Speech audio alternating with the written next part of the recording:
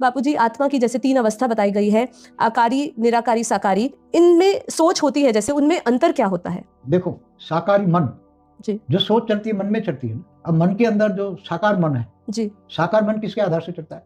उसका कारण शरीर में जो रिकॉर्ड पड़ा है, वो रिकॉर्ड में जो परिस्थितियां, उनके कर्म बंधन से कर्मा का हिसाब किताब, कारण शरीर में जो रिकॉर्ड पड़ा है, हाँ जी उसके हिसाब से उसका मन चलता है।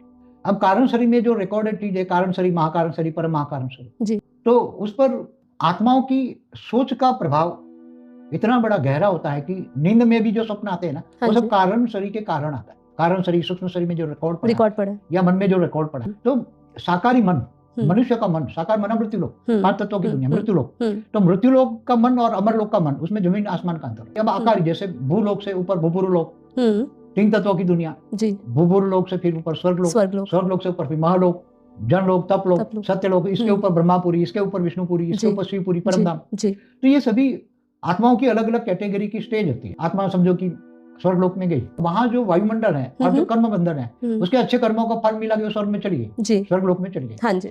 तो वहां जो मन है, स्वर्गलोक का मन है, वहां भोग विलास में इतना, क्योंकि ये भोगी लोक है। जैसे मृत्यु लोक भी, यहाँ तो त्याग तपस्या भी कर जाती है, वहां तो त्याग तपस्या ज्ञान तो होता नहीं है। मृत्यु लोक में तो मनुष्य के मन में भी ज्ञान होता है, सोच होती है मैं भगवान को याद करूं, वहां तो भगवान को याद ही नहीं करता। स्वर्गलोक में हाँ, तो त्रिलोकीनाथ इंद्र भी तो महापापी होता है ना, महाभोगी होता है जी, वहां भोग है, भोगी योनिया जी।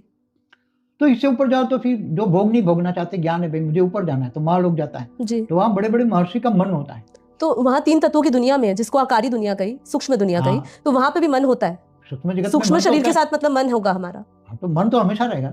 अच्छा, उसके कारण ही संकल्प करता होगा, सोच करता होगा। जहाँ मन है वहाँ सोच चलेगी, जहाँ कारण शरीर है वहाँ मन चलेगा। वहाँ तो 3 तत्व है ना, 3 तत्वों का शरीर है, तो 3 तत्वों के शरीर में भी कारण शरीर तो होता है ना, आकाश तत्व का शरीर, कारण शरीर, आकाश तत्व में सब रिकॉर्डिंग, एक शरीर में सब रिकॉर्डिंग पड़ा है, जो भी कर्म किया है अनेकों जन्मों में, भले द्वापर से आई हुई आत्मा हो या पहले परात से आई हुई आत्मा है, ब्रह्मा के कई साल पुरानी आत्मा है, पहले परात की भी, या दूर से आई हुई आत्मा है, उसके अंदर सब रिकॉर्ड पड़ा होता है कारण शरीर में। इसके हिसाब से मन सूक्ष्म में भी होता है, और धीरे धीरे आत्मा का मन बदलता है, महालोक से जनलोक, तपलोक, फिर ब्रह्मापुरी, तो मन धीरे धीरे धीरे बदलता है, जैसे उसका सूक्ष्म शरीर बदलता है, ऐसे ऐसे ऐसे उसका मन भी बदलता है। जब निराकारी अवस्था होती है, तो निराकारी अवस्था में भी मन होता है। परमधाम में आत्मा चली जाती है तो आत्मा निराकारी बन गई। तो कारण शरीर के अंदर वो जो महाकारण शरीर और परम महाकारण शरीर था, वो उसके निराकारी के ऊपर लेयर्स में आ गए।